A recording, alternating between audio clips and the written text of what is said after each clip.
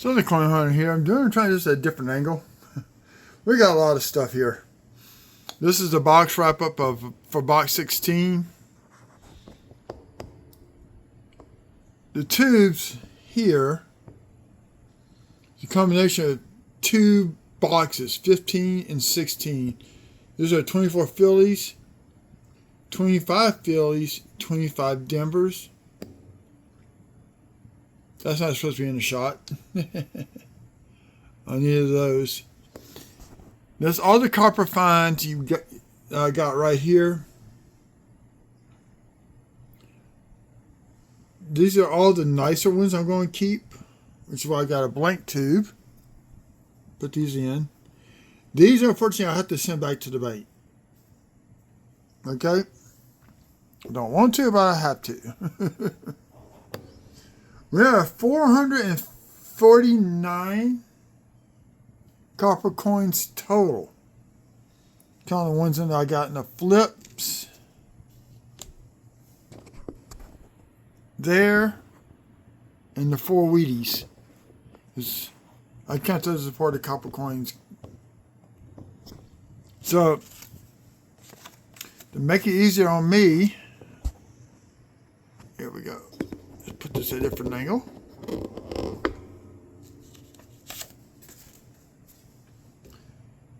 In order that I found them, 1950, 58 Denver, or 49 and 46. Unfortunately, we had them already in the Warman book that I'm using for this year. So those will be going into my bottle with the rest of the ones for this year. I need to update my tablet for the total count.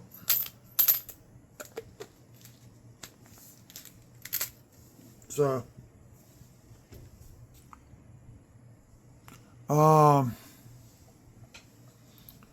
we had 3 Canadian coins.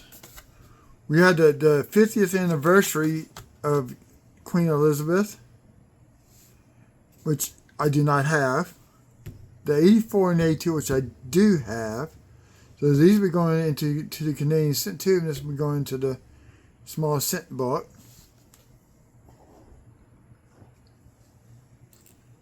We had 3 early, actually 4. I thought it was 3. Huh? We got 4 birth, early childhood, the cabin. 2 formative and 2 professional for a total of 8 of the 2009s. No, these are not the double dies. This one's a possibility. I still got to research that one. The other 3 are not. And these are all the ones with the die cracks. So what I'm going to go ahead and do before I forget. These are mostly reds or red browns. Probably put them in the early stage of red brown. These are kinds you kind of want in your book if you can't get mint sets. So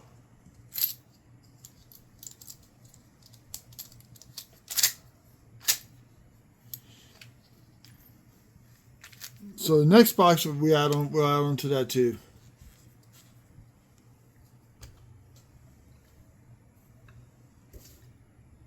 So on here, I'm going to send back these 2 that are pretty raunchy. I keep these. They're nicer. And I think I got 2 someplace where I just got to find them. But we're going to show the die cracks. Then we're going to call it into this box wrap up. I'm trying to get ready for my next What Not show this Saturday at 10 a.m. Central Time.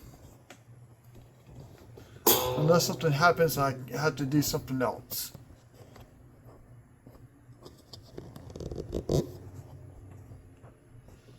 And please go watch the video I did on Tuesday night. I did 2 videos. Okay. First coin I'm going to show you is not going to be the die cracks.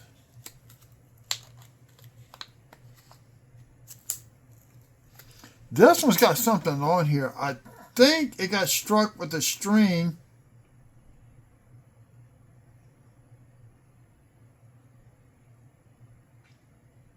right there, because that is just, it's too smooth to be a scratch on the die.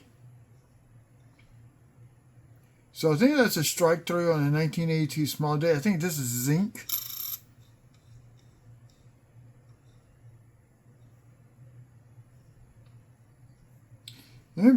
Somewhat decent shape, probably an XF25. So I want to send some photos to a group of people that I know. Maybe they can tell me. I'll also post on a Facebook page I'm a member of. 1960, small date with a filled in R.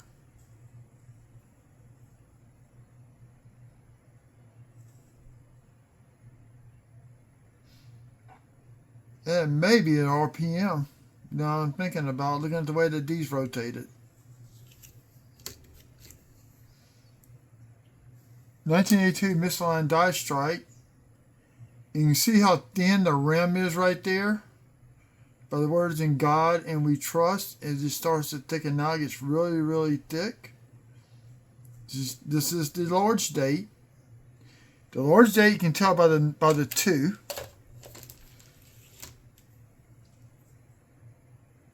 It goes straight down. Versus the other one I showed y'all here. I'll pull it back out.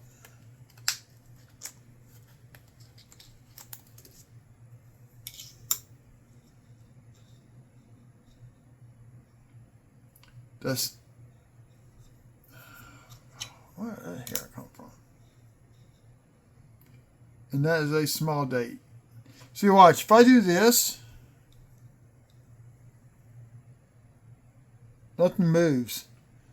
So I think that's a strike through. Like a thin cloth, probably from cleaning the die, was left on there and struck the coin and made that.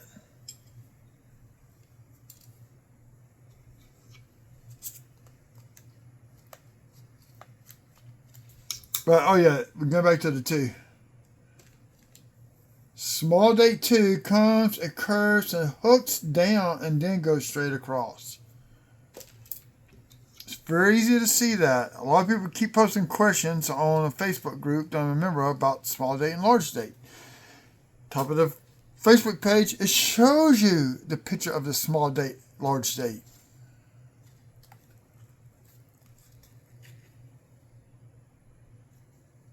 This is a 96 misaligned die strike also. Not as dramatic as the 82. So you got very, very thin rim. And the rim's almost consistent. You could say this might be, see, it's too thick here and too thick there, thin there, and thin up there.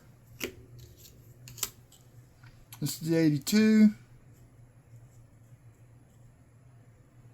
This rim is consistently thick.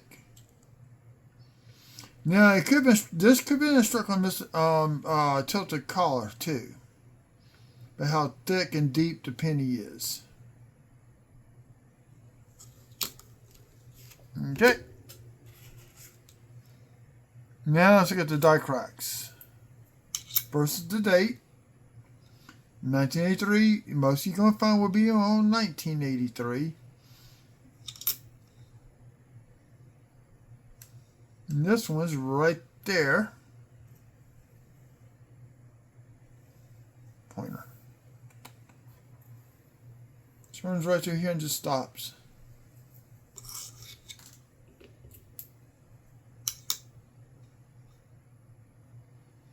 Now this is a cool one. It runs through here.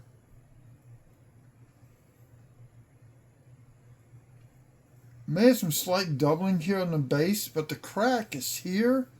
But I think that crack is leading to this being as a not a double die, but machine doubling. Okay, because it runs right along the edge of the base of the building.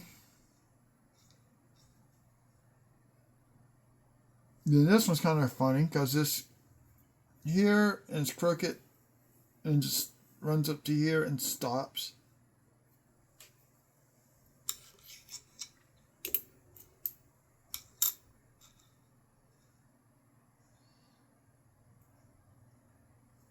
This one's a different one.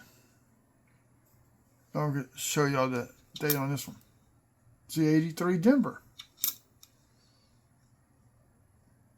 Oh, let's start on this end.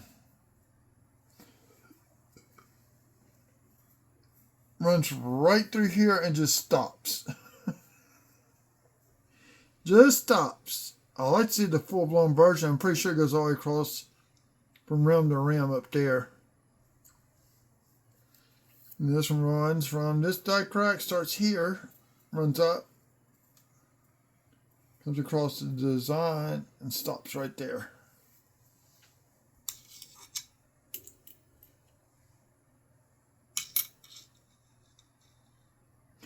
$1988 Denver.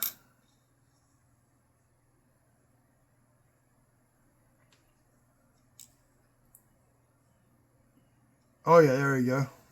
Bottom right corner. From the rim to falls and just happens to stop right there.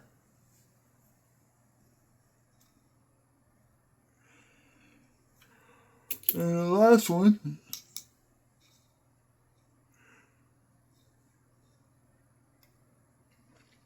Just a tiny one. Built in to the corner up through here and just stops. There. I didn't have any go across the letters this go around, which is odd. So that's going to conclude this video. I hope y'all enjoyed it.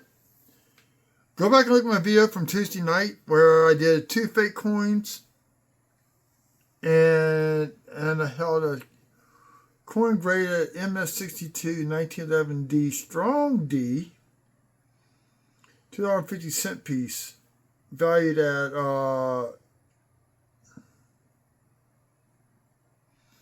$11,250 by PCGS standards. And if you're new to the channel, like, share, subscribe. I'm approaching that 1,000. Be great to hit that. We'll be doing some giveaways on that, so get people over. Y'all don't mind. Have a good evening.